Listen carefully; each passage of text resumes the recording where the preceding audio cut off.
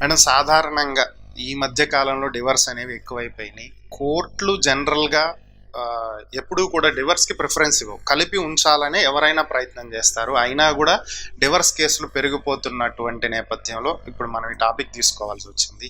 అయితే డివర్స్ అనేవి religion based ఉంటాయా, లేదంటే అందరికీ ఒకటే రకమైనటువంటి రూల్ ఉంటుందా? అంటే హిందూ వివాహ చట్టం, క్రిస్టియన్ వివాహ చట్టం, ముస్లిం వివాహ చట్టం ఇలా డిఫరెంట్గా ఉంటాయా, లేదంటే సింగిల్గా ఒకటే రూల్ అందరికీ అప్లికబుల్ ఉంటుందా? నమస్తే అండి. ముఖ్యంగా ఈ డైవర్స్ టాపిక్ గురించి మనం డిస్కస్ చేసుకోవడమే ఒక బాధాకరమైన విషయంగా చెప్పుకోవాలి. ఎందుకంటే వివాహ బంధం అంటే ఏ ట్రెడిషన్లో అయినా సరే ఒక బంధాన్ని, ఒక బాంధవ్యాన్ని కలిపే సంబంధంగా భావిస్తాం. కాబట్టి ఆ బంధం కలపడానికి కొన్ని వందల మంది, కొన్ని వేల మంది సమక్షంలో గ్రాండ్గా చేసుకుంటాం. బట్ డైవర్స్ మాత్రం మనకు తెలియని సంబంధాలు లేని వాళ్ళ మధ్యలో, అంటే కోర్టు ప్రాంగణం మధ్యలో, అలాంటి సిచ్యువేషన్స్ మధ్యలో మనం డైవర్స్ తీసుకోవడం అనేది జరుగుతుంది. సో దీన్ని బట్టి అనిపిస్తుంది, అంతమంది సమక్షంలో తీసుకున్నటువంటి నిర్ణయానికి మనం ఎందుకు కట్టుబడి ఉండలేకపోయాము, లేకపోతే ఎటువంటి సర్కమ్స్టాన్సెస్లో డైవర్స్ తీసుకోవాల్సి వచ్చింది, మనం ఏ ట్రెడిషన్ నుంచి వచ్చినాం, మన కల్చర్ ఏంటి, ఈవెన్ దో ప్రతిదీ మన మాంగళ్య సంబంధ బాంధవ్యాల మధ్యలో, పెళ్లి సంబంధాల్లో తెలిసిపోతుంది. అంటే తాళి కట్టే విధానానికి హిందూ ట్రెడిషన్ అని, లేకపోతే ముస్లిం ట్రెడిషన్కి వాళ్ళ నమాజ్ మధ్యలో నిక్కాగా చేసుకుంటారు. సో అటువంటి దాంట్లో స్పెషల్ మ్యారేజ్ యాక్ట్ లాగా ఒక క్రిస్టియన్ మ్యారేజ్ అనుకోండి, వాళ్ళు రింగ్స్ మార్చుకుంటారు. డిఫరెంట్ ట్రెడిషన్స్లో ఫాలో అవుతుంది.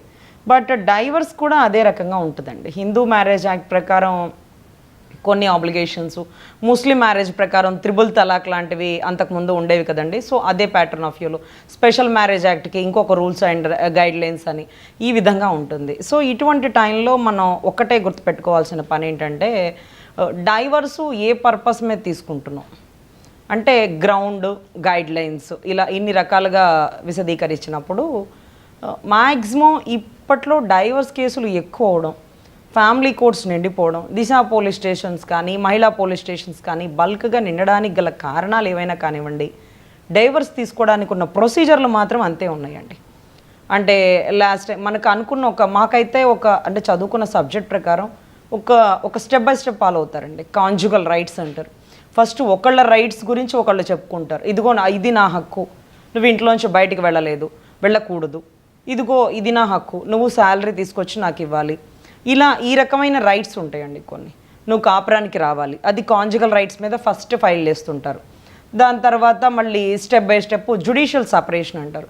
అంటే భార్యాభర్తలు వేరైపోయి ఒక 2 సంవత్సరాలు దూరంగా ఉంటే, అంటే వివిధ ప్రదేశాల్లో 2 సంవత్సరాలు ఉన్నామని ప్రూవ్ చేసుకుంటే, అది ఆటోమేటిక్గా it was ground for the divorce. 2 సంవత్సరాలు దూరంగా ఉన్నారు కాబట్టి ఒకళ్ళ మధ్య ఒకళ్ళ అండర్స్టాండింగ్ అనేది లేదని, ఒకళ్ళ మధ్య ఒకళ్ళ ఇష్టపూర్వక అభిప్రాయాలు కలవలేదని కోర్టు భావించే అవకాశం ఉంటుంది. దీని తర్వాత ఇంకా ఫైనల్ స్టెప్ డైవర్స్ వచ్చి మ్యూచువల్ కన్సెంట్ ఉంటుందండి. అంటే ఇద్దరు ఇష్టపూర్వకంగా తీసుకునేటువంటి డైవర్స్ కానీ, లేకపోతే ఆటోమేటిక్గా కంటెస్ట్ చేయడం అంటారు. అంటే ఒక లేడీ డైవర్స్ అడిగినప్పుడు ఒక జెంట్ ఇవ్వకపోవడం, లేకపోతే ఒక జెంట్ డైవర్స్ అడిగినప్పుడు లేడీ ఇవ్వకపోవడం, ఈ ప్యాటర్న్ ఆఫ్ వ్యూలో జరుగుతూ ఉంటుందండి. ఇటువంటి అప్పుడు ఏ డైవర్స్కి పెట్టినా అరౌండ్ ఒక 6 months, 1 year, 2 years ఇట్లా దాటిపోతుందండి.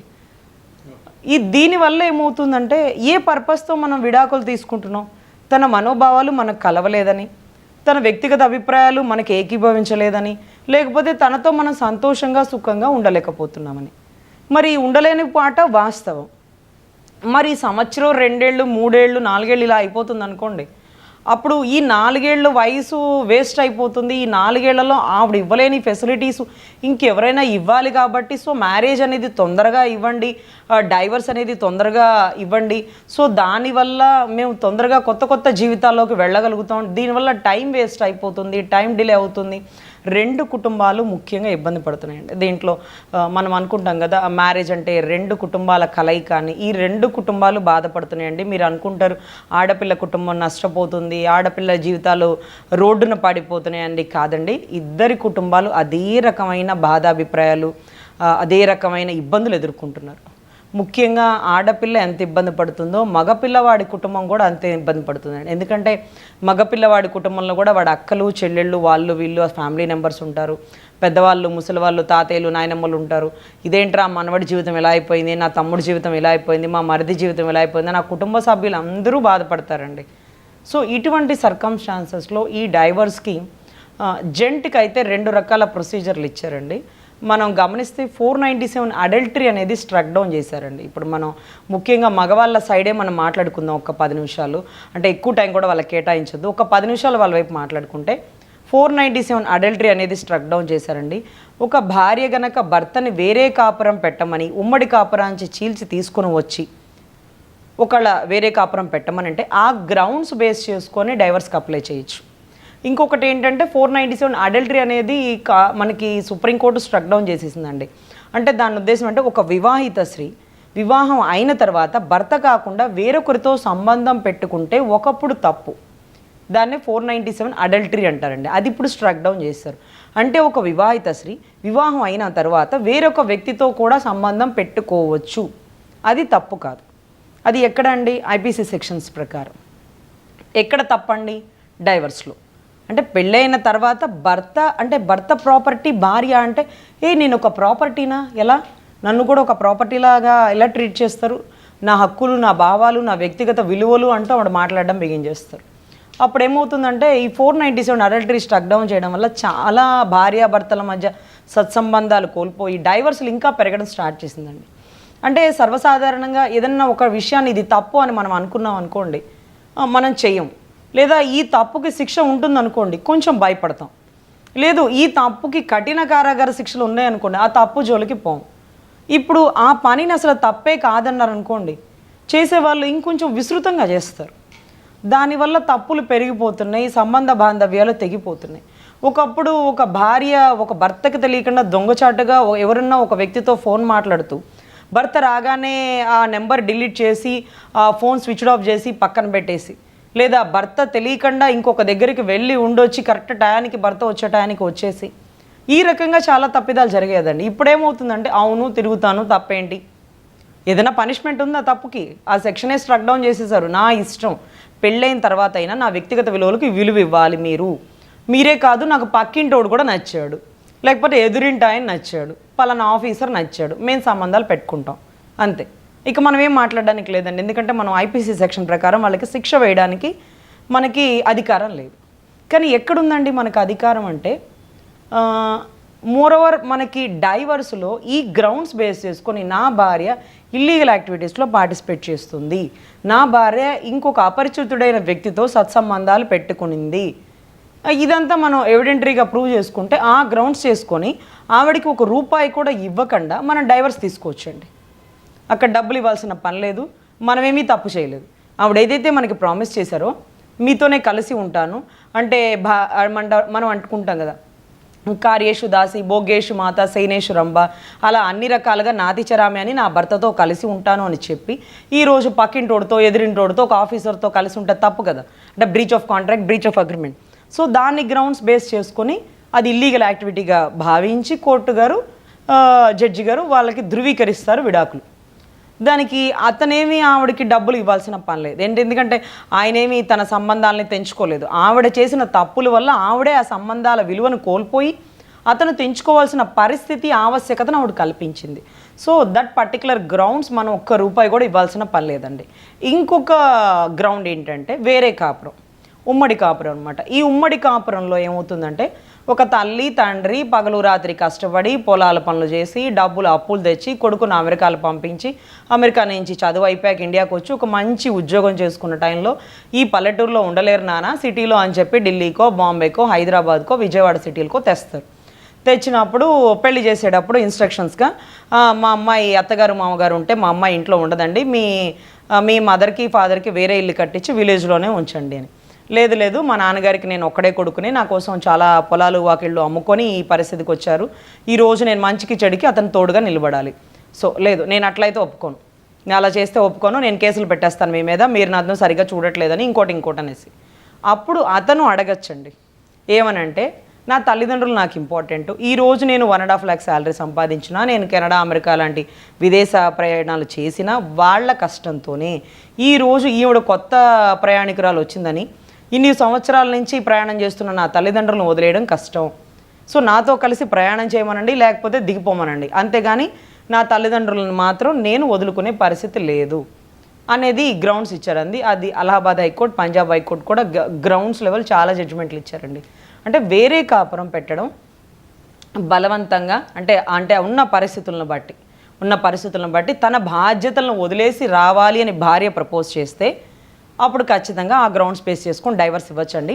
ఇక్కడ కూడా మీరు గమనిస్తే ఆవిడకి ₹1 కూడా మనం ఇచ్చే పని లేదండి. ఈ 2 గ్రౌండ్స్లోనే అనమాట.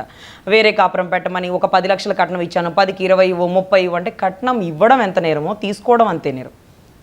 So equal priority, equal punishment అండి. ఆవిడ ఇచ్చాను, నేను 25 ఇచ్చాను, 20 ఇచ్చానంటే ఎవరు ఇవ్వమన్నారమ్మా? లంచం తీసుకోవడం నేరం, ఇవ్వడం నేరం. అదే రకంగా కట్నం. సో అటువంటి అప్పుడు నేను భూమి ఇచ్చినానండి మా పుట్టింటి పేరిట, అయితే భూమి వెనక్కి తీసుకోండి అమ్మా మీ పేరుతో, మీరు ఇచ్చింది మీరు తీసుకోండి, నష్టపరిహారాలు లాంటివి ఇవ్వరు. ఎందుకంటే నష్టం మీరు చేశారు ఆ కుటుంబానికి.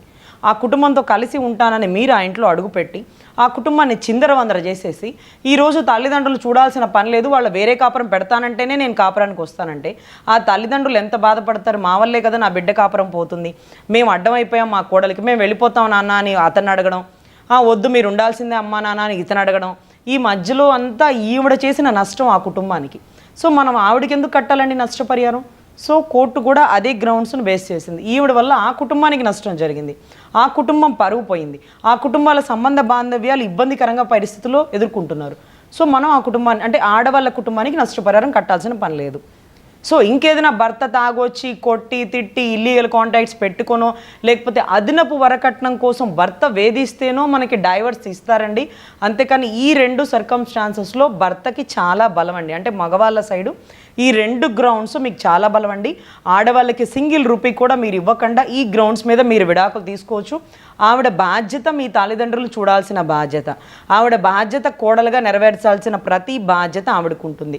తర్వాత ఇంకొకటి ఏంటంటే ఎటువంటి ఇల్లీగల్ కాంటాక్ట్స్ పెట్టుకోకుండా తన కుటుంబ పరువు తీయకుండా తన బిడ్డల్ని, తన భవిష్యత్తుని, తన వంశాన్ని ఉద్ధరించాల్సిన నైతిక బాధ్యత మనం పెళ్ళప్పుడే మనం మాట్లాడుకుంటాం కాబట్టి సో ఆ గ్రౌండ్స్ బేస్ చేసుకొని అన్ని రకాల అగ్రిమెంట్, అన్ని రకాల ఆవిడ ఇచ్చిన ఒప్పందాలకి మాటకి ఆవిడ విలువిచ్చి దానికి కట్టుబడి ఉండాలి.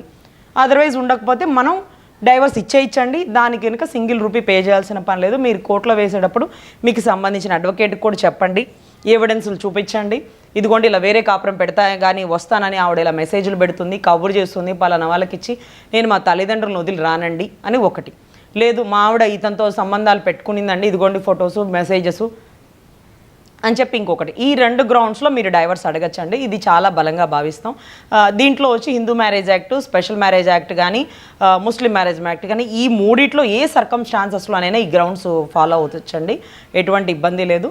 సో అదే రకంగా ఆడవాళ్ళకి డైవర్స్ కావాలి అంటే భర్త ఇల్లీగల్ కాంటాక్ట్స్ పెట్టుకొని వేధించడం లేదా భర్త అదనపు వరకట్న వేధింపు చట్టం అంటారండి. అది వచ్చి మనకి హిందూ మ్యారేజ్ యాక్ట్లో ఉంటుంది. 3-4 యాక్ట్స్ కానీ తర్వాత ముస్లిం మ్యారేజ్ యాక్ట్ కానీ క్రిస్టియన్ మ్యారేజ్ ఏదైనా కానీ గ్రౌండ్స్ ప్రకారం డౌరీ ప్రొహిబిషన్ యాక్ట్ అంటారు, డిపి యాక్ట్ అంటారండి. సో ఈ యాక్ట్ ద్వారా 3, 4, 5, 6 అలా ఒక సర్కమ్స్టాన్సెస్ ఉంటుంది. పెళ్లి తర్వాత అడిగిన కట్నం కానీ, పెళ్లికి ముందు అడిగిన కట్నం కానీ, లాంఛన ప్రాయాలు కానీ ఇవన్నీ ప్రతిదీ ఈ గ్రౌండ్స్లో వస్తుంది. ఇటువంటి పరంగా కూడా మనం డౌరీ ప్రొహిబిషన్ యాక్ట్ ప్రకారం మనం ఖచ్చితంగా గ్రౌండ్స్ని బేస్ చేసుకొని లేడీస్ జెంట్స్ని డైవర్స్ అడగచ్చండి. వాళ్ళు వద్దన్న కానీ వీళ్ళకి డైవర్స్ వస్తుందండి, ఎందుకంటే వీళ్ళ గ్రౌండ్స్ బలంగా ఉంటుంది. అతను ఇలా ఇబ్బందులు పెడుతూ కూడా నా భార్య నాకు కావాలని అతను అడగచ్చు, కానీ ఈవిడ గట్టిగా చెప్తుంది నాకు అక్కర్లేదు, అలా ఇబ్బంది పెడుతున్నాడు శారీరకంగా మానసికంగా డబ్బులు అడుగుతూ మా కుటుంబాలని మమ్మల్ని చాలా టార్చర్ పెడుతున్నారు, నా బిడ్డలు కూడా అతనితో ఉండడానికి ఇష్టపడట్లేదు అనే గ్రౌండ్స్ కనుక ఆడవాళ్లలో బలంగా ఉంటే మగవాళ్ళు వద్దన్నా కానీ విడాకులు వచ్చేస్తాయండి. ఇక్కడ ఒక బలం ఉంటుందండి.